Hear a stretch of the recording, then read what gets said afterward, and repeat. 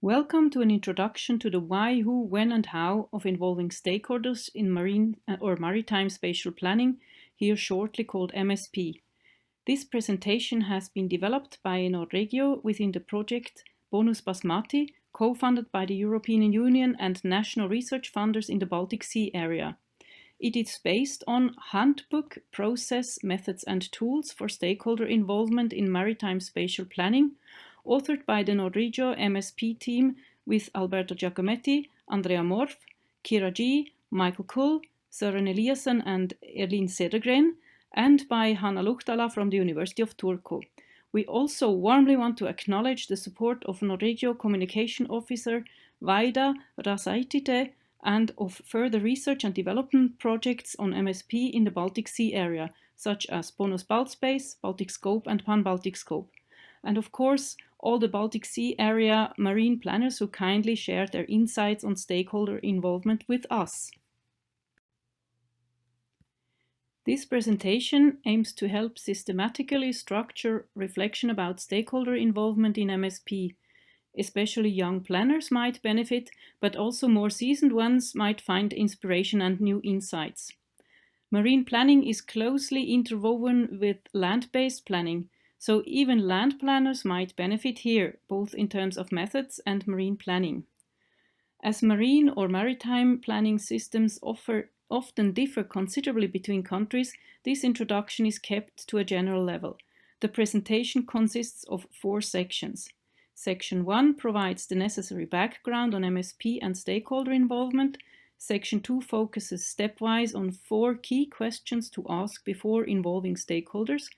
So, why to involve stakeholders, whom to involve, when to involve them, and how to do so. Then Section 3 provides practical examples from the Baltic Sea region using a process arrow for structuring. Section 4 finally provides contact details and further inspiration.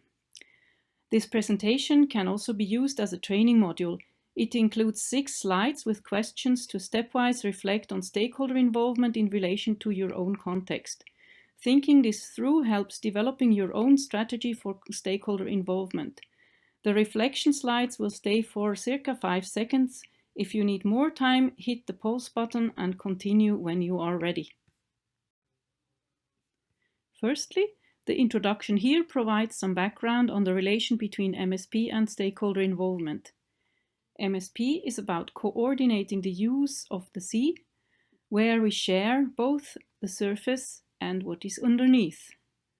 Most sea areas are used by many activities and actors with stakes in or along the sea, as here illustrated for the Baltic Sea area. Here and elsewhere, we are seeing an increasing use pressure and growing environmental impacts. So MSP implies some special challenges. There are numerous more traditional and more recent uses and related interests that interact in different ways. So who is there and needs to be included? The sea and coast implies a complex and changing context, both in terms of societal uses and environmental impacts. Usually, seas are shared across borders. This implies different planning systems and different timing of processes, both across borders and within a country at different institutional levels, from local to national. Marine planners need to coordinate many stakeholders with diverse and not always compatible stakes or interests in and along the sea. Marine planners also need to know these interests and understand their implications. Usually, the planners are also responsible to manage a process where, according to legislation and ambitions, stakeholders are informed and can provide input to the plan. Marine planners also have to be able to communicate about marine spatial planning and mobilize and involve their stakeholders and facilitate this interaction. But how should this interaction look like? Sharing the seas is challenging. Depending on the interaction of affected parts, marine planning might result in little actual sharing. Imagine how 1,000 years ago the Vikings and the Balts and the Germans may have stated their claims in and along the Baltic Sea. Mutually accepted agreements and proper process management might help avoiding more violent ways of impressing one's needs on each other. Alternative ways imply sitting around a fire or table and use a more consensual form of negotiations through an open dialogue on less violent and more equal terms, where various interests are heard and taken into consideration. MSP, and especially its stakeholder involvement component, provides an instrument and a forum for discussing problems and negotiating for solutions in a more collaborative and consensual manner. Spatial planning and a well-facilitated participation process can provide means to establish a trustful open dialogue, to share information on different stakeholders' needs and values and provide their relevant knowledge, to identify and de-escalate existing conflicts and avoid conflictive interaction, and first agree on problems to address and then identify and agree on future targets and spatial solutions. In spatial planning, the process is usually as important as the plan. Also, MSP is comprehensive and implies choices between different goals and needs of different societal groups, also across borders and over time. Based on legal requirements, including those of the European Union, marine spatial planning implies a process of consultation and discussion before a plan can become adopted and be implemented. Depending on the country, different priorities might be chosen. Also, depending on the country, the planning process is driven by different parts, experts, politicians, or societal stakeholders. Still, according to national legislation and the European Union Directive on Marine Spatial Planning from 2014, all marine and coastal planning in the European Union implies some kind of public information and consultation process on the marine plans, often with stakeholder involvement requested to take place as early as possible. Here comes a first possibility to reflect on what has just been said, the first out of 6 such possibilities. The questions shall help to process and apply the content so far, with the aims to think systematically about your own stakeholders and process, and to develop material that can be used for a stakeholder involvement and communication strategy. Press the pause stop button if you want to take a few minutes to reflect on this, otherwise just continue.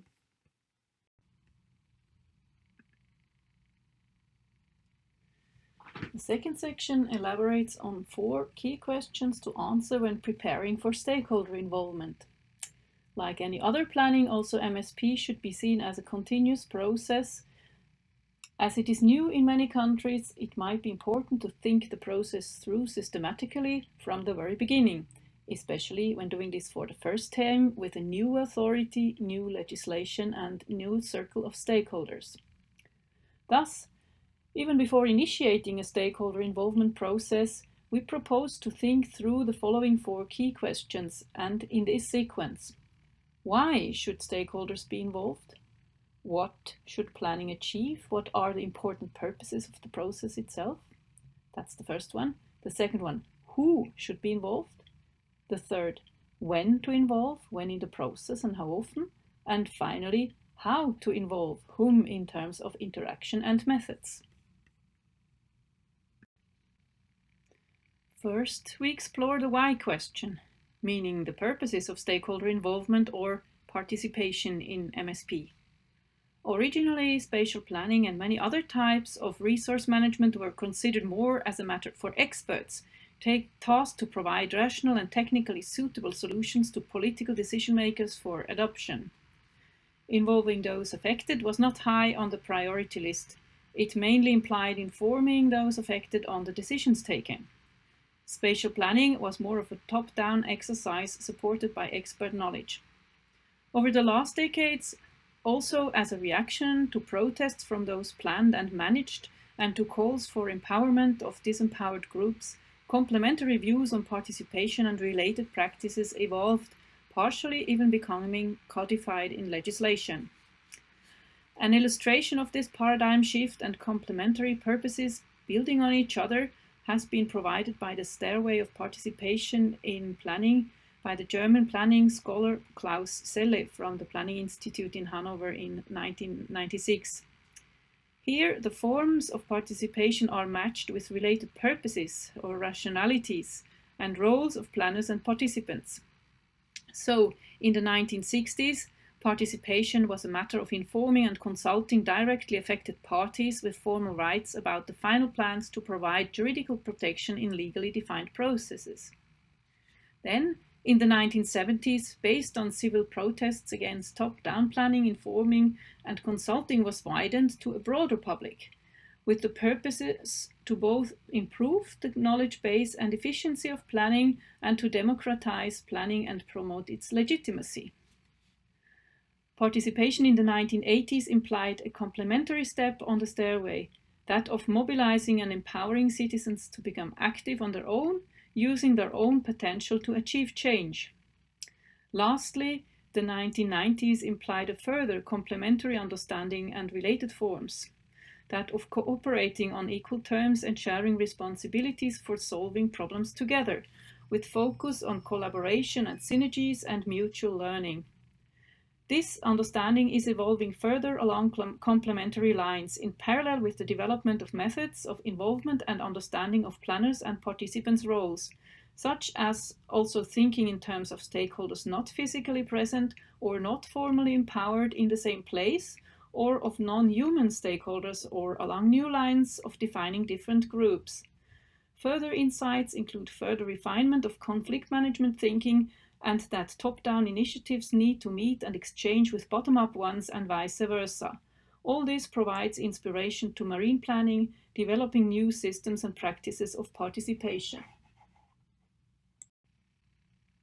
Thus, as a first step, we suggest to explore the why question systematically in relation to MSP, from the perspective of the plans and planners. Based on participation literature, we suggest to focus on three partially overlapping types of purposes: instrumental, normative, and transformative. First, instrumental means as it is useful for planning planners. Plans need a solid knowledge base, requiring input from stakeholders for quality and fit to context. Plans also need acceptance and compliance from stakeholders and involvement. Second, normative purposes aim to fulfill societal norms such as we have to due to legal requirements, or democratic aims require that we all should be involved and have a voice. Third, transformative purposes aim at changing the power balance. Typical aims are promoting mutual learning and empowering stakeholders or disempowered groups. Of course, practice will imply matching a mix of purposes over time with what is possible based on capacity, time, and resources. But with better clarity about the main purposes, such choices will be easier to make. Regarding purposes of participation, as indicated with the red, instrumental, the blue, normative, and the green, transformative circle, the different types of purposes of participation may overlap and complement each other. Also note that stakeholders may have their own package of varying purposes to participate. If analyzed systematically, needs and aims can be matched more easily and disappointment about wrong expectations reduced. Now it is time for the second out of 6 rounds of reflection. Press the pause stop button if you want to take it. Can you answer the following questions? Why do you want or need to involve stakeholders in a planning process? Why not? What might participants want from MSP or coastal planning? When trying to sort and compare, think about how they match and differ and whether there is a need for clarification. The second question relates to the who. Whom do we see as legitimate stakeholders and participants in a specific part of a planning process? Naturally, this depends on the why asked before, and the list of important planning actors and potential stakeholders can be long. The driving core of the process is made by the planners responsible for running the process, with support from various types of experts and the decision makers adopting the plan. The planner's task is to develop a plan or plan alternatives for the decision makers to decide upon. Often, societal stakeholders, business and citizens, users in land and at sea are seen as the stakeholders, especially their organizations. However, in a planning process, there are also various authority stakeholders with specific tasks and mandates to consider. These can be national ministries and agencies with special sector interests, or regional and local level authorities and their collaboration organizations with broader views. Last but not least, there might be authorities and users across the borders with a stake to consider. Stakeholders can be highly diverse, as illustrated by the list here. There are many different types of stakeholders which can have varying and contradicting interests even among themselves. For instance, residents both year-round and part-time, or fisheries of different types with professional, subsistence and recreational fishers, varying, for example, also by timing, gear, target species and harbors. The same goes for other users and sectors. It is also important to consider users and stakeholders with indirect links to the sea, for example, agriculture and forestry in relation to nutrients. Interests or stakes can be represented in different ways, by active individuals who may be very interested and driven, or by informal groups and enterprises. By formal organizations, they are many at different spatial scales from local to global. They also represent the interests of those who can't speak for themselves, like future generations or nature. Or by authorities such as sector ministries or agencies representing certain sector interests. Clearly, there are many stakeholders, with the above being just a few examples. In many countries, MSP builds on a tradition of land-based planning, so planners might already know many of their stakeholders. But MSP is also a new area, so it could be an idea to spend some time to rethink who are the stakeholders. It could also be useful to analyze their interests, conflicts in more detail. Maybe they appear in a new light and new opportunities become apparent, or the process includes new groups beyond the usual suspects. The handbook has examples of methods that can be used to analyze stakeholders and their interests. Time for the third out of 6 reflections on who your stakeholders are, why they might want to participate in MSP, what their roles are, and who therefore should meet whom. Press the pause stop button if you want to take it.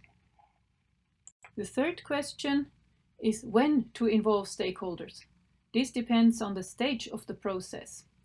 Overall, marine and coastal planning should be seen as an ongoing process with revisions and new versions of plans in continuous production and evaluation. We have developed this planning process loop to depict its key elements, including 4 main phases. The driving core in grey includes the issue and formal process of marine or coastal planning, together with all relevant documents. The second layer is made by the 4 main phases of each planning loop: scoping, drafting and consulting on plans, implementation of plans, and evaluation and learning for the future. Please note that in most cases the phases overlap. Scoping, for example, still takes place when plan alternatives are already being drafted, and so on. The third layer, in green, is the data collection and information processing, also continuous around the loop. The last layer, in blue, implying both broader citizen and more targeted stakeholder involvement, can also run around the loop. It is important to be clear about which phase a process is in, as this influences the possible roles of stakeholders. And to underpin the point about ongoing processes, the loop can even turn.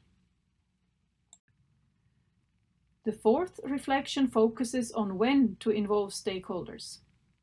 Where is your planning at present? What are the needs of this phase? Who should be involved? Try to do this for upcoming phases as well. This might take some time. Press the pause stop button if you want to take the questions. The how is the last of the 4 questions. Once the why is clear and which stakeholders are relevant and legitimate participants, at which point in the process it is time to consider how this can be done.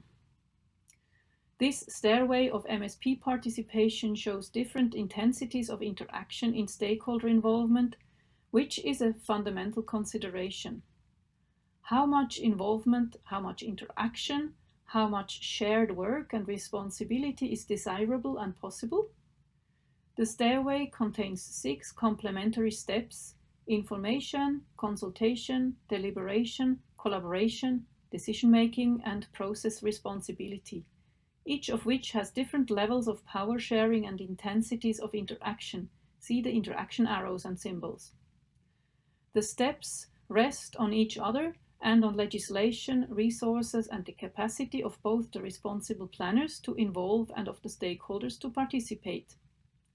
Note that, unlike some other ladders of participation, the stairway does not show the dark, manipulative side of stakeholder involvement. For this discussion, see further reading at the end. Neither does it say that one step is necessarily better or more desirable than the other. It depends on purposes and context.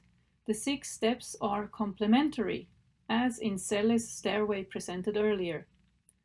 Most MSP processes will involve several levels at different times and with different stakeholders, such as formal consultation and also more collaborative workshops.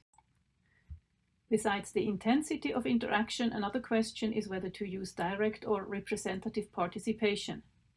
Direct participation means as individuals, which could be citizens, enterprises, and other users of the sea, or an authority. The direct participation by citizens or individual businesses has its advantages. It gives equity in that all can participate. It is an opportunity also to include detailed local knowledge and might show planners how problems are perceived locally. On the other hand, it requires resources for individuals to participate, and if many participants are there, it can be complicated to handle for the planners. Another issue is that this can lead to egoistic views being expressed, which may require time and skilled facilitation to address. Representative means that a person, organization, or authority represents a whole group. Some of the above challenges can be reduced by inviting representatives to participate. However, these need a mandate and be able to communicate to the group they represent. This reduces complexity and amount of people to manage in one meeting, but again there might be challenges. Do they know and have the knowledge of the specific and local problems? How far do they actually represent their groups? Are they able to do so? The how dimension also includes choosing overall approaches and specific tools. Aspects of relevance include: should it be an individual or a group setting? How often should it take place? What forms should it take?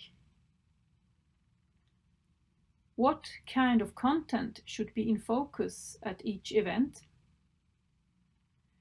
There is a great number of tools and even approaches with ready-made toolboxes. You might want to make your own based on your setting as well.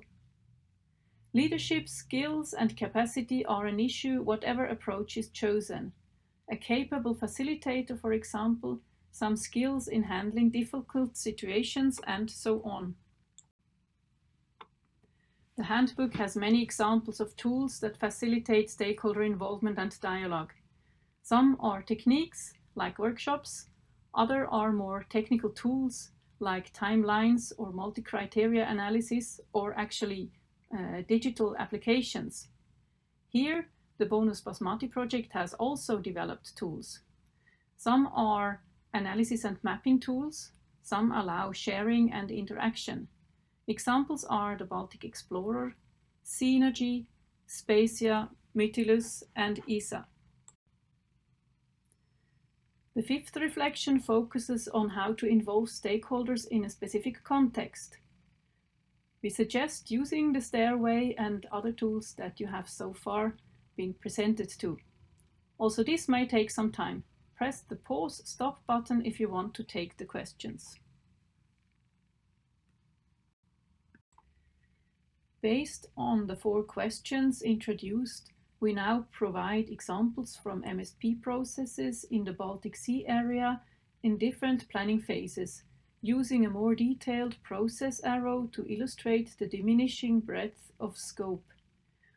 We earlier introduced the process loop, how different phases overlap in an ongoing loop of planning and revision.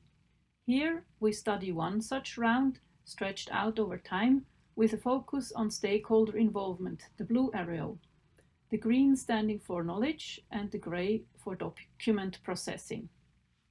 In each step, the planners consult and collect knowledge and data, which are then processed for use in the next part of the process.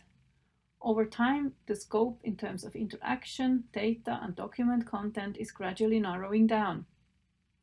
So, at first, during scoping and assembling, many ideas are presented and discussed, often also involving a broad range of stakeholders in a very open way.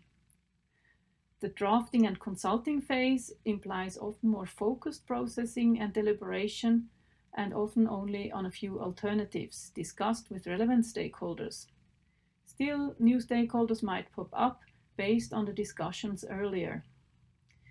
During the decision period, one or a few more alternative choices are presented in a more elaborate plan and discussed, leading to a final decision about one alternative. This might require other forms of deliberation and processing.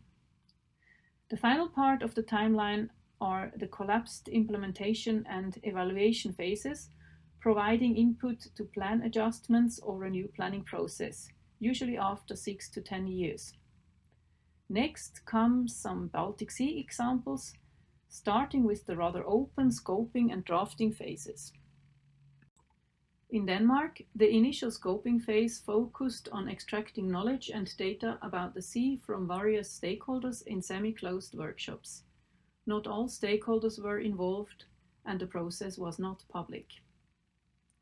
In Germany, in the Baltic Sea region, the first plan was developed in Mecklenburg-Vorpommern in 2005, with the scoping mainly carried out during international projects. Many cross-sector meetings took place during these projects. Various methods were tested informally that could be used to identify conflicts in subsequent regional planning processes. In Denmark, only sector ministries were involved in the drafting phase of the marine plan. Then, a public hearing and consultation on the draft took place, the latter using digital means. The range of stakeholders involved in these steps was limited. In Germany, in Mecklenburg-Vorpommern, the drafting stage of the revised marine plan in 2015 involved conferences and formal and informal working group meetings. Many bilateral meetings took place with sector and authority stakeholders. Like Denmark, a formal consultation on the first draft of the plan was held. Comments received from all stakeholders, including the public, were used to produce a second draft. More formal consultation followed, upon which a final draft was produced. In Sweden, the national authority aimed at broad early consultation. As legislation is open regarding the process, a roadmap and a status description document were sent on review early on using digital communication. Those who wanted could respond. The authority first focused especially on key authority stakeholders using special methods to mobilize and enable them. Sector authorities were enabled and asked for input through a series of theme-specific workshops, and a cross-sector conflict mapping then also presented more broadly. Municipalities responsible for coastal planning could apply for funding for MSP projects. Special meetings were held with specific groups later on based on request. A first plan and SCA draft was then presented and comments could be made. This was followed by 2 formal stages of broad public consultation. The whole process was accompanied by numerous meetings in the different planning areas, also across borders in connection with projects. Except for Germany, already in the second planning loop, implementation in the Baltic Sea area is still in its infancy.